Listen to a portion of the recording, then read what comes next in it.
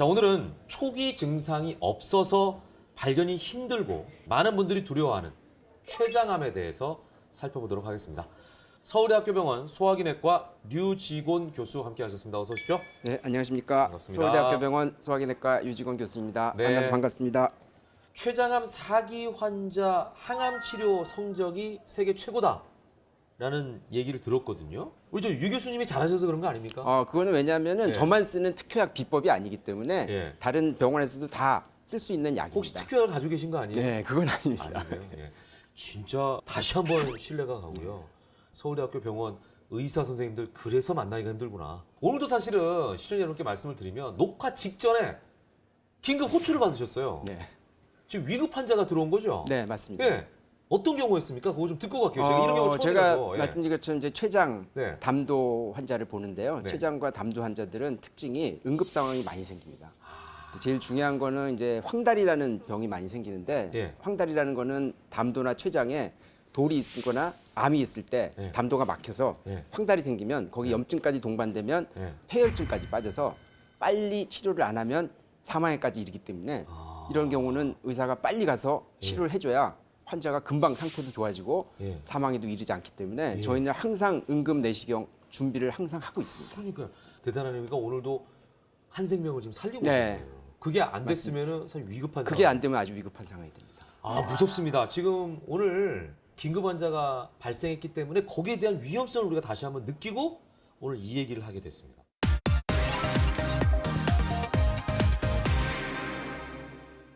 자, 일단 췌장이라는 장기에 대해서 좀 배워봐야 될 것 같아요. 예, 어떤 장기죠?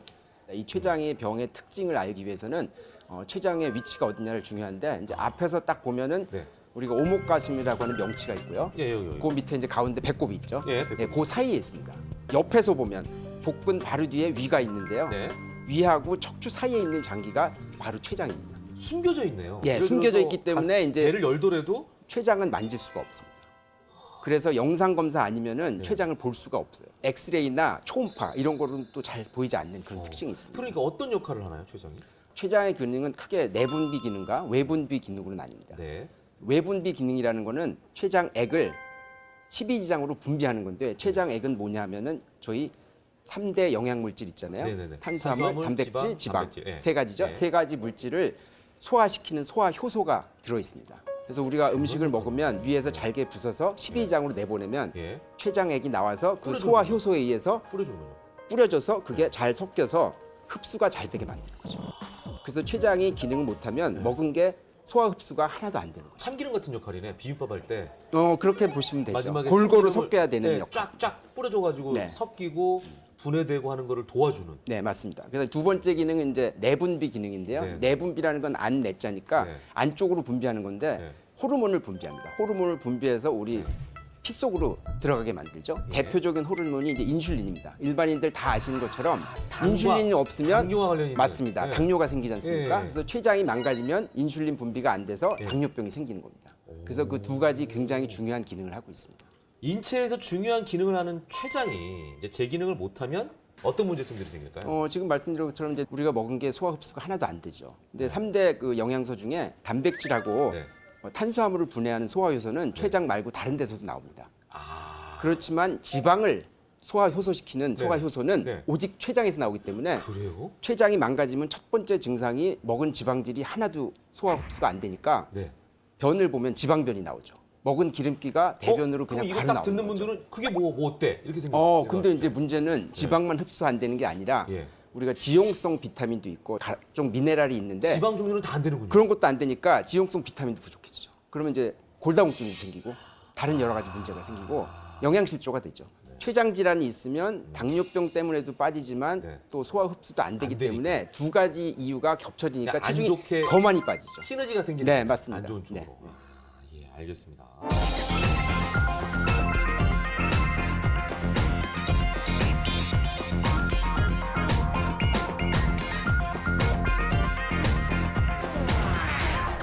자, 우리가 이제 흔히 많은 분들이 알고 있는 게 췌장암은 발견하면은 거의 말기고 사망에 이르기 쉽다. 이제 이런 얘기 많이 하거든요. 자, 췌장의 기능에 이상이 찾아오는 위험 요인을 그러면 우리가 좀 알아야 될 것 같은데요. 왜 췌장에 이상이 생기죠? 췌장 질환은 크게 이제 염증성 질환하고 이제 종양성 질환으로 나눌 수가 있습니다. 네. 그래서 염증성 질환에는 급성 췌장염과 만성 췌장염 이렇게 대표적으로 두 가지가 있고요. 네. 그다음에 종양성 질환에는 네. 양성 종양과 악성 종양이 있는데 네. 췌장의 악성 종양이 이제 우리가 지금 굉장히 심각하게 지금 얘기하고 있는 췌장암이 되겠습니다. 자, 그렇다면 급성 췌장염과 만성 췌장염 증상이 다르겠죠? 증상이 조금 다르죠. 예. 왜냐하면 아까 말씀드린 급성 췌장염은 평소에 배도 안 아프고 멀쩡했던 사람이 네. 갑자기 배가 아파서 떼굴떼굴 막 떼굴떼굴 굴릴 정도로 아파서 이제 응급실을 와서 진단되는 경우가 많고요. 예. 만성 췌장염은 이제 서서히 진행되니까 본인이 조금씩 증상은 있는데 평소에 병원을 안 오면 진단이 안 되는 상태에서 네. 이제 많이 심해져서 네. 그때 이제 사진을 찍어 보니까 만성 췌장염으로 진단되는 경우가 더 많습니다. 자, 보니까 복통이 대표적인 증상인데 우리가 일반적으로 배가 아파 하는 거하고 췌장에 문제가 생겨서 느끼는 배 아픔, 복통하고 차이가 있나요? 췌장염이 생기면 증상이 조금 다릅니다. 네. 복통은 복통인데 일단 네. 굉장히 심한 복통이고 해부학적 위치가 척추 바로 앞에 등 쪽에 있기 예, 때문에 예. 배가 아픈데 뒤쪽으로 허리가 많이 꼽니다. 등 쪽으로 많이 뻗치는 거죠. 배인데 앞쪽이 배가 아니라 아픈데 뒤로 뻗친다는 거죠. 그리고 아까 말씀드린 것처럼 췌장의 몸통과 꼬리가 좌측에 있다 그랬는데 예. 주로 좌측 쪽으로 아픕니다. 명치에서 좌측으로 이렇게 아픈 게 이렇게 특징이죠. 퍼지면서 그렇죠. 뒤쪽으로 배가 네, 아프다. 예, 맞습니다. 그리고 또 한 가지는 자세가 굉장히 중요한데요. 뒤로 이렇게 누우면은 통증이 더 심해집니다. 앞으로 구부리면은 완화가 되고요. 안락을 이제 앉으면 췌장염 환자는 너무 아파서 못 앉고 쪼그리고 앉아야지 편해진다. 그렇게 교육을 하고 있죠. 그 일반적인 복통하고는 완전 예, 다르네요. 틀림. 히스토리 구분이 좀 테이킹을 되겠네요. 잘하면요, 네. 이거 감별이 됩니다. 그러니까 구분이 좀 되겠어요. 예. 자, 그렇다면 췌장염이라는 거는 어떤 검사로 진단을 하게 됩니까? 병원에 왔을 경우. 네, 배가 병원에 아파서 왔을 왔어요. 때 네. 배가 아파서 왔다. 네. 그러면 이제 췌장염을 진단하는 거는 첫 번째 지금 얘기한 것처럼 전형적인 복통이 있어야 복통, 되고 예. 통증이 없으면은 급성 췌장염이라고 할 수가 없죠. 네. 뭐 물론 병원도 안 오시겠지만 네. 두 번째는 영상 검사입니다. 췌장에 염증이 생기면 급성으로 생기면 췌장이 붓게 되죠. 그래서 보통 췌장보다 굉장히 많이 통통하게 붓고 네, 네. 주변에 이제 뭐 액체 같은 것도 많이 고이고 그래서 그런 거를 볼 때는 이제 우리 CT 촬영이나 초음파 촬영 네. 그걸 볼 수가 있고요. 예. 이제 세 번째 중요한 거는 췌장에 염증이 생기면 췌장이 파괴되는 거거든요. 예. 그럼 췌장이 파괴되면 췌장에 아까 뭐가 있다 그랬죠? 소화 효소가 있다 그랬죠. 예. 혈중에서 소화 효소를 농도를 재면 정상에 비해서 3배 이상 굉장히 올라가 있습니다. 아, 이게 다 퍼져나오니까. 그렇죠. 그죠? 그게 피 속으로 나오니까요. 예. 근데 췌장이 망가지니까 이게 피 저도 속으로까지 잔기로, 나오죠. 잔기로 그렇죠. 표현해요. 원래는 몸 바뀌니까 12장으로 가야 되는데 예. 내분비, 즉 인슐린처럼 피 속으로도 나가는 거죠. 망가지니까. 그래서 혈액 검사에서 췌장 효소 수치를 재면 예. 아주 진단이 정확하게 할 수가 있습니다. 그러네요. 그래서 비교적 쉽습니다. 췌장염 진단이. 예.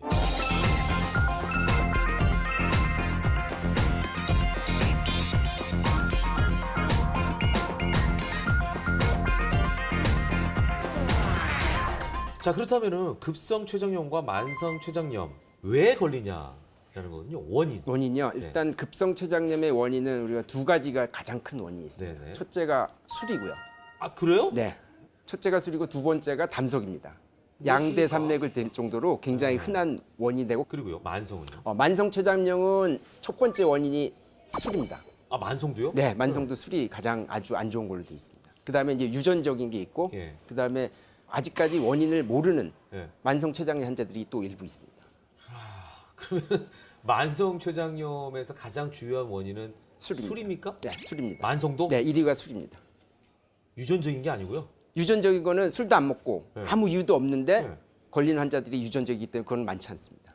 동양을 비롯한 우리나라에는 유전성에 의한 만성 췌장염은 굉장히 드뭅니다. 췌장염은요? 염은요. 드물고. 그렇지만 이제 췌장암은 우리가 가족성 췌장암이라고 얘기합니다. 이제 가족성 췌장암의 정의는 자기 직계 가족 중에 2명 이상이 췌장암이 있을 때. 있으면 예, 직계 가족이라는 거는 부모 형제를 말하죠. 더 중요한 거는 네. 몇 살 때 췌장암이 걸렸느냐. 그게 중요합니다. 젊어서 걸릴수록 유전적인 요인이 많기 더 때문에 강하겠죠. 본인이 위험한 거고 예를 들어서 아버님이 췌장암인데 80세에 췌장암이 걸리셨다. 네. 그거는 유전적인 요인 아주 약하다고 보죠. 그렇죠. 술을 많이 드셨거나. 뭐 다른 위험 요인이 있지 유전적인 것만 갖고는 그 전에 걸리시지 예, 80대에서 그러네, 걸리시진 그러네요. 않습니다. 예. 예. 췌장염, 췌장암 공통점은 술이네요, 원인이. 맞습니다. 아, 이 술이. 그러니까 담배가 또 그다음 중요하고요. 아, 그래요? 급성 췌장염의 원인은 술하고 담석인데요.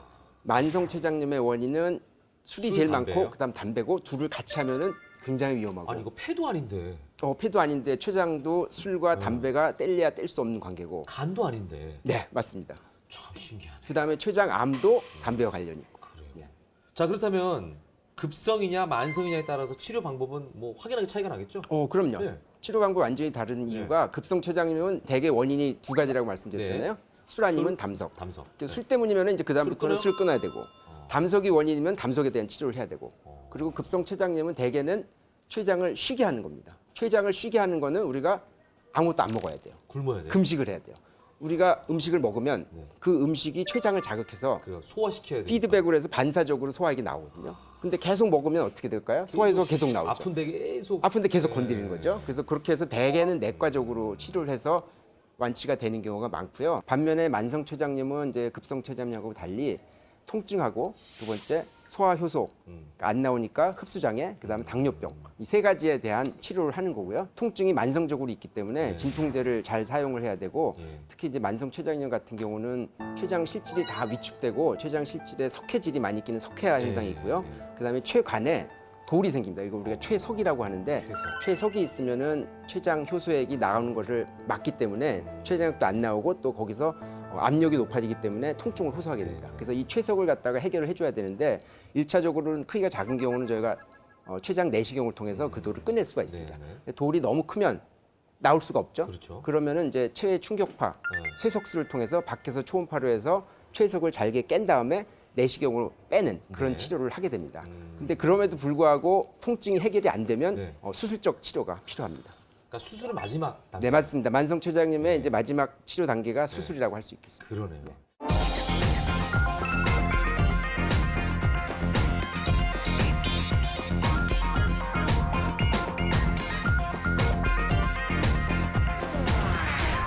췌장염에 대해서 우리가 지금까지 살펴봤으니까 오늘의 사실은 본 주제인 췌장암 네. 이게 이제 더 위험한 거 아니겠습니까? 맞습니다. 여기에 대해서 자세하게 알아보겠습니다. 자, 췌장암 완치율이 꼴찌잖아요. 예. 네. 이게 이제 위치상도 그렇고 예후도 그렇고 여러 가지 면에서 꼴찌인 이유가 있겠죠. 첫째는 이제 조기 발견이 안 된다는 거. 조기 발견이 안 네, 돼요. 조기 발견이 안 돼서 수술을 할 수 있는 경우가 20%가 안 된다. 두 번째는 췌장암 자체가 암세포의 특성상 굉장히 빨리 자라고 금방 전이가 잘 된다. 이게 콩나물 같은 거네. 그렇죠. 너무 빨리 자라기 때문에 네. 그게 이제 어렵다는 거고 세 번째는 암에 대한 수술적 치료를 못 할 경우에 네. 그 차선책으로 하는 게 이제 항암 치료인데 네. 항암 치료가 다른 암에 비해서 신약이 별로 개발이 잘 안 돼서 지난 20년간 췌장암의 항암 치료 성적이 거의 정체돼 있었습니다. 이게 왜 발병률이 적어서 그런가요? 발병률이 적은 것도 있지만 네. 췌장암의 특성상 신약 어떤 항암제를 써도 잘 안 되는 거죠. 그래서 지금 개발이 늦어진 거죠. 그래요? 그렇다면 췌장암의 원인은 뭐라고 밝혀져 있나요? 췌장암의 원인은 뭐 모든 암이 마찬가지인데요. 뭐 한 가지 원인으로는 설명할 수 없고요. 여러 요인이 복합적으로 작용하는데 네. 이제 나이, 고령일수록 잘 걸리기 때문에 이제 노화 현상의 하나라고 볼 수가 있고, 예. 그다음 두 번째는 이제 유전적인 측면, 환경적인 요인으로서는 이제 흡연입니다. 담배를 많이 피면 췌장암 걸릴 확률이 높아지고요. 또 한 가지 이제 당뇨병을 오래 앓으신 분들이 췌장암에 걸릴 확률이 높아집니다. 아까 그 뭐 증상이 그렇게 딱히 있지는 않다라고 그랬는데 그럼에도 불구하고 이 방송을 보시는 분들은 그래도 좀 내가 자각할 수 있는 증상 같은 게 없을까?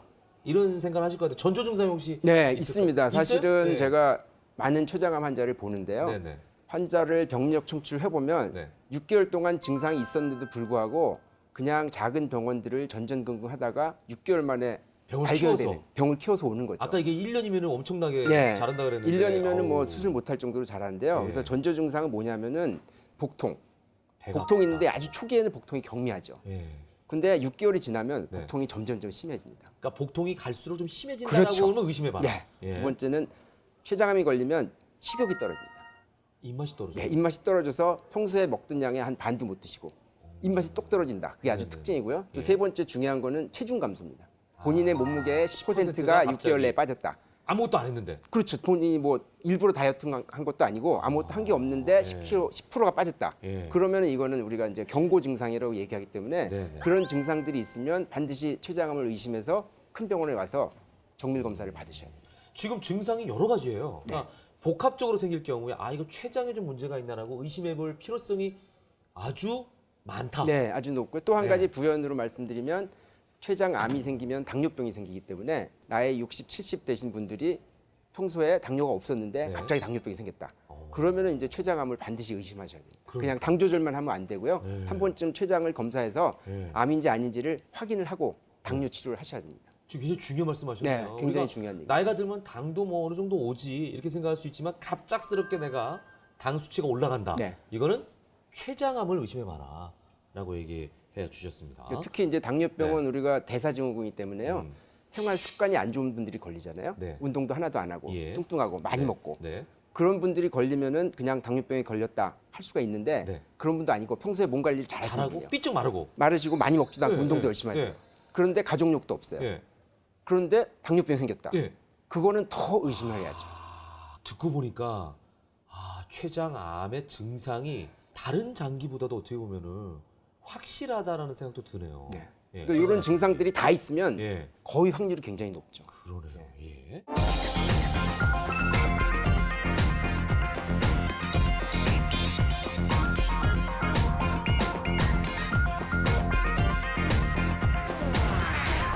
자, 교수님을 찾아오시는 췌장암 환자들은 대부분 몇 기의 병을 발견하는 경우가 많나요? 예, 대부분 환자들은 한 반 정도는 이미 전이가 된 4기에 오시게 됩니다. 조금 있으면 그렇죠. 뭐 일기, 작은 1기는 일기. 뭐냐면 예. 1기는 크기가 2cm가 안 되는 아. 경우 아주 작은 거죠. 예, 예. 2기는 이제 크기도 크고 임파선에 전이가 있을 경우를 2기라 그러고요. 예. 이제 1기, 2기는 수술이 가능하고 가능하고. 4기는 전이 됐으니까 수술 못 하죠. 예. 3기가 있죠. 예. 다른 암은 요새 수술이 발달돼서 3기도 수술합니다. 예. 근데 췌장암은 아무리 수술 기법이 발달하고 해도 3기에 수술을 못 합니다. 그게 이제 한 30% 되니까 결국은 4기 50%, 3기 30%, 80%는 수술 못 하시는 거죠. 20%만 수술이 가능하고 네. 나머지 80%는 안 된다는 네. 얘기예요. 야, 되게 무섭네요, 정말. 근데 만성 췌장염에서 췌장암으로 갈 수 있는 가능성이 있습니까? 네, 왜냐면 맞습니다. 간염은 간암으로 네, 갈수 맞습니다. 있잖아요. 똑같습니다. 예. 간경변증이 간암 잘 생기는 것처럼 예, 예. 만성 췌장염이 되면 췌장에 만성적으로 염증이 생기고 섬유화가 되기 때문에 네, 네. 밭이 안 좋은 거죠, 한마디로. 밭이 안 좋으니까 거기서 암이 잘 생기죠. 그래서 만성 췌장염에서 췌장암으로 가는 환자들이 있고 네. 췌장이 정상인데 췌장암으로 가는 환자가 바로 있고 가는 그 두 가지 카테고리가 있는데 만성 췌장염 환자는 그렇게 많지 않습니다. 그래서 만성 췌장염에서 췌장암으로 가는 환자의 수보다 그냥 아무 이유 없이 다이렉트로 그냥 다이렉트로 간 처음부터 췌장 암이 생기는 환자가 더 사람이. 많습니다.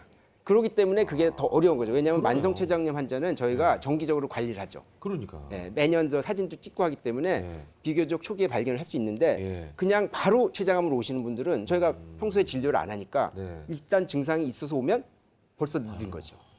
자, 그렇다면 췌장암을 진단하는 검사는 어떤 것들이 있나요? 건강 진단을 요새 많이 하셔갖고 네. 뭐 초음파도 하시고 내시경도 하시고 하는데 췌장은 위 뒤에 있고 척추 앞에 있기 때문에 위에 가스가 있지 않습니까? 그럼 위 뒤에 있는 거는 초음파는 가스가 있으면 하나도 안 보입니다. 아, 그래요. 그래서 조기 진단을 초음파로 할 수 없다는 그런 문제가 있고 뭐 CT 촬영을 요새 많이 하시니까 CT 네. 촬영은 사실은 췌장암을 조기에 발견할 수 있습니다. 그래서 복부 CT를 이제 췌장 프로토콜로 찍는 게 이제 가장 표준적인 검사이고요. 네. 그 이외의 방법은 이제 MRI 촬영도 일부 MRI. 할 수도 있고요. 그다음에 네. 이제 페트 촬영이라고 해서 전신 암 촬영인데 이제 이거는 췌장암이 의심되는 환자에서 다른데 혹시 전이가 있나 없나 이제 그거를 보기 위한 검사고 일반적으로 뭐 스크리닝으로 하는 검사는 아닙니다.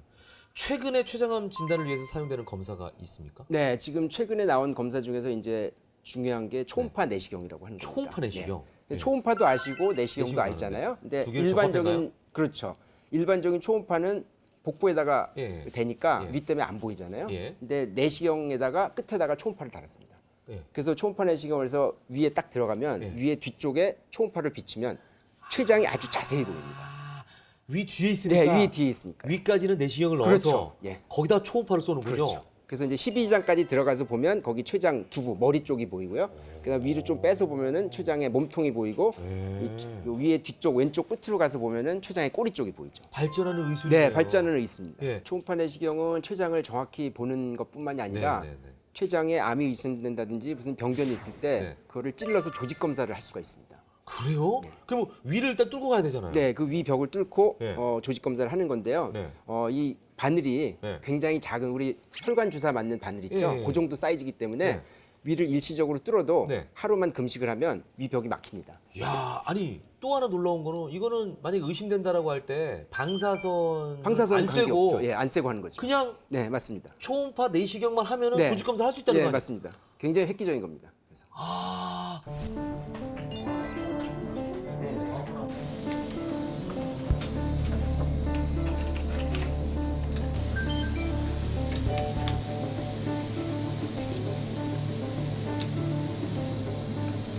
지금 췌장에 한 2cm짜리 중계가 CT상에서 발견돼서요.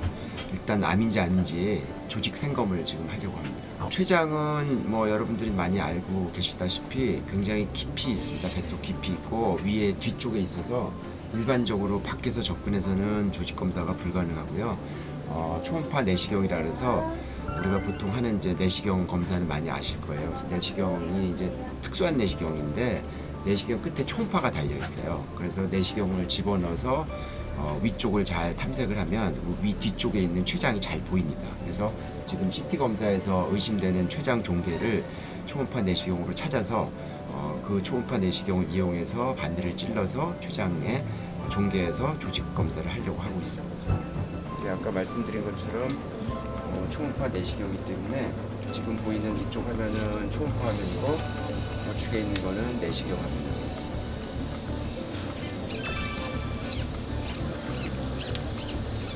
바늘을 내시경을 통해서 바늘 끝 왔다 갔다 하는 거 보이죠?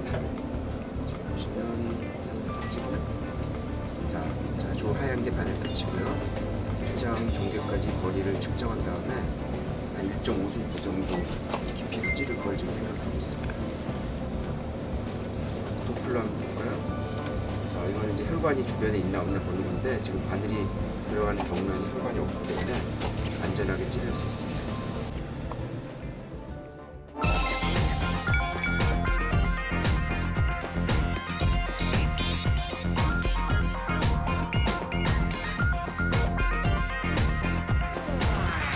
췌장암을 치료하기에 가장 중요한 요건이 있겠죠? 물론 이제 모든 암 마찬가지로요. 네. 췌장암에서 완치를 위한 유일한 방법은 수술입니다. 절제. 네, 수술적 절제인데 이제 1기하고 2기에서만 수술이 가능하다는 거기 때문에 전체 환자의 이제 20%만 해당되는 얘기죠. 그다음에 이제 수술을 못하는 환자에서는 네. 이제 기본적으로 항암 치료가 기본이 되고요. 네. 그다음에 일부 환자에서 이제 방사선 치료를 같이 하기도 합니다. 항암 치료는 이제 여러 가지로 크게 분류를 할 수가 있습니다. 네, 네. 전통적인 항암 치료는 이제 세포 독성 항암제라 그래서 이 항암제를 쓰면은 암세포만 죽는 게 아니라 정상세포도 그렇죠. 다 죽죠. 면역세포라든지 뭐 이런 그래서 거 면역 죽어서. 기능이 이제 떨어지고 예. 회복하는 데 시간이 걸린다. 이게 예. 이제 전통적인 항암 치료고요. 예, 예. 그 이후에 나온 게 이제 표적 치료라는 게 나왔죠. 그래서 네. 표적 치료는 정상세포는 안 건드리고 암세포만. 건드린다. 네. 하는 게 이제 2세대라고 우리가 할 수 있고요. 이제 네. 최근에 나온 거는 이제 면역 치료라고 있습니다. 면역 치료는 이제 우리 몸의 면역 시스템을 강화시켜서 네네네. 우리 몸의 면역 세포가 암 세포를 죽이게 하는 거죠. 네네. 그래서 이제 세 가지 치료가 있어서 최근에는 이제 면역 치료, 표적 치료가 많이 활성화됐는데 네. 불행하게도 췌장암은 아직까지 면역 치료나 표적 치료가 잘 듣질 않습니다. 그래서 고전적인 세포 독성 항암제 치료만 하기 때문에 지난 20년간 별로 치료 성적이 향상이 안 됐다는 그런 문제가 있습니다. 그러니까 다른 장기에 생기는 암하고 이 암세포 특성이 좀 다른 다른 거네요. 거죠. 맞습니다. 독한 놈이네. 네, 독한 말 놈입니다. 그대로. 네. 보존 치료라는 건 뭐예요? 보존적 치료라는 거는 네. 항암 치료가 여러 가지가 있는데 네네. 제일 흔한 거는 이제 수술하고 나서 네. 재발을 방지하기 위한 치료. 아, 그 항암 치료가 있고 두 예, 번째는 예. 신보조 항암요법이라 그래서 수술을 할 수 있을지 말지 좀 애매한 경우가 있습니다. 네네. 그런 경우에는 항암 치료를 먼저 강력하게 하고 예. 크기를 좀 줄였다 생각되면 수술을 하는 겁니다. 아. 그다음에 이제 마지막 항암 치료가 보존적이죠. 보존적. 네. 보존적 항암 치료인데 이거는 완치는 안 되고 예. 더 이상 크지 않게 크지 않도록 네, 유지해 그냥 주는. 유지해 주는 거. 그게 이제 항암 치료, 4기 때 하는 항암 치료죠. 그러니까 말 그대로 그냥 췌장암을 안고 예, 친구처럼 안고 그냥 예, 더 이상 크지는 돌아가실 말아라. 때까지 그냥 갖고 사시다가 어느 순간 약이 안 들면 그때 이제 할 수 없이 포기하는 거죠. 아, 예. 췌장암도 혹시 복강경으로 수술이 가능합니까? 췌장암도 기술적으로는 가능합니다. 예. 기술적으로는 가능한데요. 이제 수술이 크게 두 가지로 나눌 수가 있습니다. 췌장의 머리 쪽에 생긴 경우와 꼬리 쪽에 생긴 경우. 머리 쪽에 생긴 거와 꼬리 네. 쪽에 생긴 거는 수술이 방법도 틀리고 네. 합병증이 완전히 틀립니다. 그래서 제가 그걸 환자들한테 아주 알기 쉽게 설명하는 게 네네네. 생선이 있어요. 예, 예, 예. 특히 머리가 큰 생선. 예. 꼬리를 자르는 게 쉽냐, 머리를 자르는 게 쉽냐? 그러면 꼬리를 자르는 게 자르는 게 쉽죠. 더 그리고 쉽죠. 꼬리는 네. 자르고 그 뒤만 꼬매주면 끝나는 거고. 네. 머리를 자르면 그 자른 면을 또 다 연결시켜줘야 돼요. 그래서 머리를 자르는 수술이 췌장 두부에 생긴 암일수록 굉장히 어렵고 합병증도 많습니다. 그리고 꼬리에 있는 걸 쑤시고. 그래서 복강경 수술은 꼬리 쪽에 있는 거는 해요. 할 수 있고 뭐 하기도 합니다. 근데 이제 머리 쪽은 복강경이 어려운데 최근에는 이제 복강경하고 로봇 수술을 같이 해갖고요. 머리 쪽도 하긴 하는데 사실은 그거는 이제 장기적인 재발률이나 이런 데이터가 없기 때문에 아직까지는 표준적인 치료라고는 할 수는 없고요. 근데 회복이나 이런 게 좀 빠르기 때문에 조금 나이 드신 분이나 다른 지병이 있으신 분들은 간혹 로봇을 이용해서 복강경을 하기도 합니다. 췌장암 얘기를 들으니까 우리가 잘 몰랐던 암이기도 하고 또 아까 말씀대로 최악의 암이다라는 별명처럼 들으면 들을수록 좀 무섭다라는 생각이 듭니다.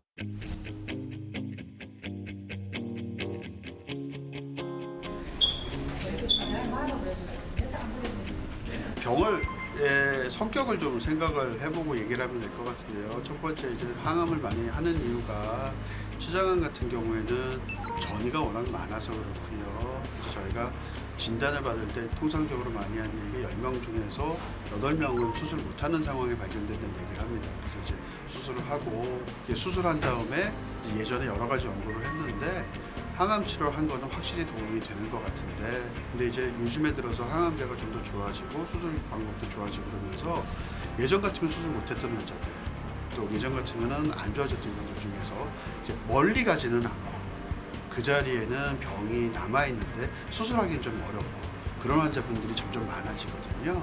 그래서 이제 그런 환자분들한테 국소 치료인 방사선 치료를 하고 나서 뭐 추가로 수술을 하거나 또는 항암만 하는 것보다 그 자리 치료를 추가했을 때 치료 결과가 좀 더 좋아진다는 게 있어서 이제 하는 경우도 좀 더 많아지는 것들이 있고요. 또 하나가 수술한 다음에 또 이제 항암을 하는 도중에 보면 멀리에서 문제가 안 생겼는데 그 수술한 그 근처에서만 문제가 생기는 경우가 가끔 있거든요. 췌장이 주변에 공간이 여유가 있는 데가 아니라서 여유 있게 크게 자르기가 좀 어려운 경우도 많고요. 그래서 그런 경우에 저희가 이제 방사선 치료를 했던 환자분들이랑 방사선 치료 안 했던 환자분들이랑 성적으로 비교를 해봤더니 방사선 치료 하신 분들이 그 자리에 문제가 덜 생기는 것 같아서요. 좀 재발할 위험이 높거나 그런 분들 같은 경우는 수술한 후에도 방사선 치료한 경우들이 있고요. 또 저희 기관에서 했던 것 중에서 이제 수술하기가 좀 쉽지 않은 상황이었을 때 수술을 먼저 하고 그 다음에 보조적인 치료로 항암제를 하고 또는 방사선 추가를 하고 하는 상황이라 수술하기 전에 먼저 항암제하고 방사선 치료를 하고 그리고 나서 수술을 하고 추가 항암을 할지 말지 하는 그런 연구를 진행을 해봤는데요. 그렇게 했더니 수술하기 전에 먼저 치료하신 분들이 치료 성적이 훨씬 좀 좋아서 이제 여러 군데에서 발표도 했고요. 그래서 그런 경우에는 도움이 되는 것 같습니다. 해서 요즘에는 방사선 치료를 하는 경우들을 조금 더 넓게 본다고 말씀드릴 수 있을 것 같아요.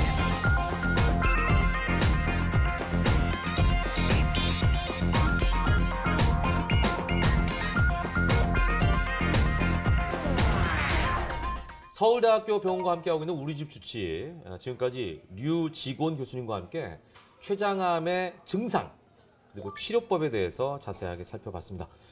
자, 우리가 또 이 췌장이라는 걸 잘 모르다 보니까 여기에 대해서 오해하고 있는 부분들도 또 있는 것 같아서 여기에 대해서 좀 짚어보는 시간 갖도록 하겠습니다. Yes or No로 정확하고 간결하게 이렇게 답해 주시기 바랍니다. 당뇨가 있으면 췌장암에 잘 걸린다. Yes or No? 예스. 아까는 췌장이 안 좋으면 당뇨에 걸릴 수 있다라고 했는데 이거 반대거든요. 당뇨가 네, 있으면 췌장을 잘 그게 걸린다. 서로 반대가 아니라요. 이쪽도 맞고 저쪽도 맞습니다.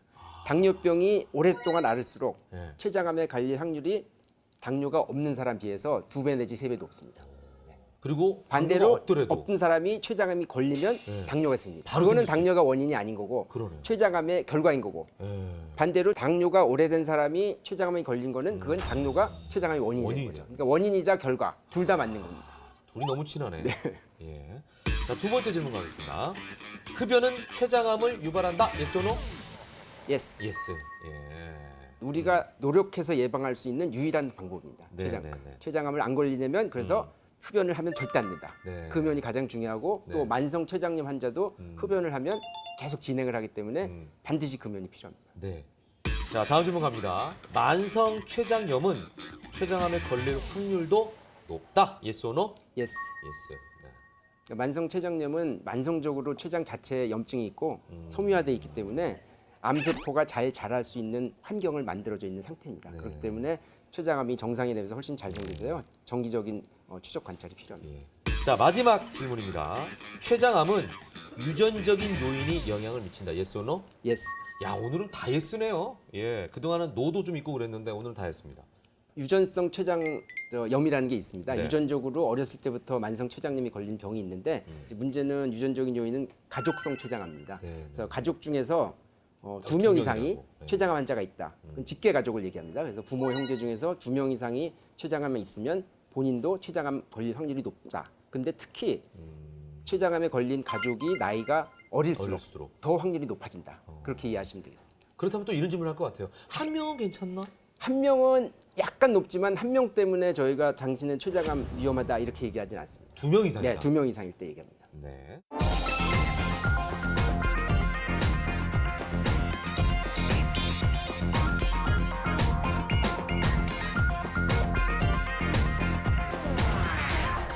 췌장암 조기 발견이 쉽지 않은 만큼 예방에 특히 최선을 다해야 되지 않을까 이런 생각이 드는데 췌장암 고위험군에 있는 분들을 좀 알면 도움이 되겠죠? 네, 맞습니다. 그래서 첫 번째는 이제 당뇨병을 오래 앓으신 분들이 이제 당뇨. 고위험군이 되겠고요. 네. 특히 이제 그분들이 당뇨 치료를 하다가 갑자기 당 조절이 안 된다든지 네. 체중이 너무 빠진다든지 그런 이제 위험을 볼 수 있고 기존에 만성 췌장염으로 진단 받으신 환자분들은 네. 또 고위험군이니까 정기적인 검사가 필요하고 네. 마지막으로 최근에 그 건강 검진으로 이제 CT 촬영을 굉장히 많이 해서요. 췌장에 작은 낭종들이 많이 발견이 됩니다. 점액성 낭종이라는 게 있는데 예, 예. 그런 점액성 낭종 같은 경우는 췌장암의 고위험군이기 때문에 관리를 잘 받으셔야 됩니다. 우리 저거 대장으로 따지면은 그 용종하고 좀 용종 비슷한 같은 개념일 거예요? 수 있죠. 네, 비슷한 개념으로 볼 수가 있습니다. 용종 떼면은 계속 재발하고 하면서 그게 이제 네, 암으로 갈 수 있는 맞습니다. 위험이 네. 있다라고 하는 것처럼 네. 췌장 낭종에 걸리게 되면 암으로 갈 수 있는 위험이 네, 있다. 네, 맞습니다. 그럼 이거는 관리를 더 철저하게 네. 해라. 그리고 예후가 나쁜 췌장암을 관리하기 위해서는 무엇이 제일 우선돼야 될까요? 일단 수술을 하셨을 경우에는 네. 일단 수술로 끝나는 게 아니라 네. 워낙 재발을 잘하기 때문에 아, 이게 재발이 재발을 굉장히 잘합니다. 그래서 아하. 수술을 하시더라도 5년 생존율이 20% 정도밖에 안 됩니다. 그래서 5년 진짜요? 생존율이 20%란 얘기는 반대로 얘기하면 80%는 재발한다는 얘기죠. 그다음에 재발을 안 하려면 수술을 끝나고 나서 우리가 보조적으로 네. 재발 방지를 위한 항암 치료를 꼭 받으셔야 됩니다. 그러면 재발 안 할 수 있는 거예요? 최근에 항암 치료 성적이 좋아졌기 때문에 네. 항암 치료를 좀 적극적으로 받으시고 그다음에 전문가의 의견을 잘 따라서 항암 치료가 지금은 이제 1차 치료도 있고 2차 치료도 있기 때문에 네. 첫 번째 치료가 실패했을 때도 낙심하지 마시고 2차 치료까지 다 끝까지 하시는 게 중요할 것 같습니다. 네. 교수님 혹시 췌장암에 걸렸다면 어떤 식단 관리를 하는 게 좋을까요? 식단에서는 췌장을 일단 자르면 췌장 기능이 떨어지잖아요. 그래서 이제 두 가지인데요. 지방질의 소화 흡수 기능이 떨어지기 때문에 예.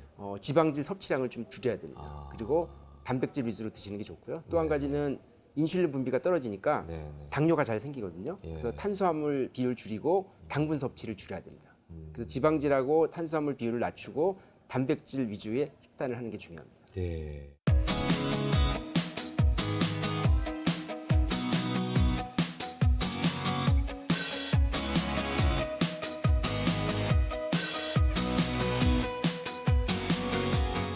네, 췌장암을 진단받은 경우에는 기본적으로 혈당이 원래 높았다가 췌장암이 진행이 되면 혈당이 더 높아지는 경우도 있고요. 혈당이 괜찮았지만 췌장 절제 수술을 받으면서 혈당이 높아지는 경우도 있습니다. 혈당이 많이 올라가니까 많은 환자분들 드시는 거를 매우 염려하시고 일부러 줄이려는 경향이 있는데 사실 지금의 시기에서는 많은 환자분들의 경우에 많이 먹을 수 있는 경우보다는 필요한 만큼보다 못 먹는 경우가 많기 때문에 우선은 본인의 필요량만큼 충분히 먹고 그 범위 내에서 혈당이 높아지는 것은 뭐 경구 혈당 강화제라든지 인슐린을 늘려서 혈당을 잡는 게 제일 중요합니다. 그래야지만 영양소를 유지하고 치료를 잘 받으실 수가 있습니다. 자, 예를 들면 성인 남자 170cm 환자분의 경우에 한 끼에 필요한 반량이 한 공기쯤 된다고 생각해 보겠습니다. 그런데 치료 중에 만약에 식사량이 줄어서 밥을 3분의 2나 반 공기밖에 못 드신다라고 하면 요만큼이 하루 3끼가 부족한 게 되겠죠. 그러면 요 부족한 만큼을 3분의 1공기가 뭐 예를 들면 고구마 반 개 정도나 뭐 큰 밤 3알이나 아니면 식빵 한 장 정도 양이 될 수가 있고, 국수도 한 요 정도를 드신다거나 크래커 조그만 거 한 봉지 정도 드시면 밥 3분의 1공기 정도 해당하는 칼로리가 되기 때문에 식사량이 좀 부족한 경우에는 더 보충해서 드시는 것이 필요할 수가 있습니다. 지방배원이 발생해도 음식의 변화는 없습니다. 왜냐하면 우리나라 음식에서는 기름이 기본적으로 건강에 아주 좋은 정도로 쓰고 있기 때문에 음식의 변화는 없고, 오히려 지방을 평상시처럼 잘 쓰시되 췌장 효소제의 용량을 늘려볼 수 있기 때문에 진료보실 때 교수님과 상의하시면 됩니다. 자, 서울대학교병원과 함께하는 우리 집 주치. 오늘은요, 췌장암에 대한 모든 걸 여러분께 전해드렸습니다. 정기검진과 건강한 생활습관으로 췌장암을 조기에 예방하고 적극적인 치료로 췌장암을 이겨내시기 바랍니다. 함께해 주신 시청자 여러분 고맙습니다. 감사합니다.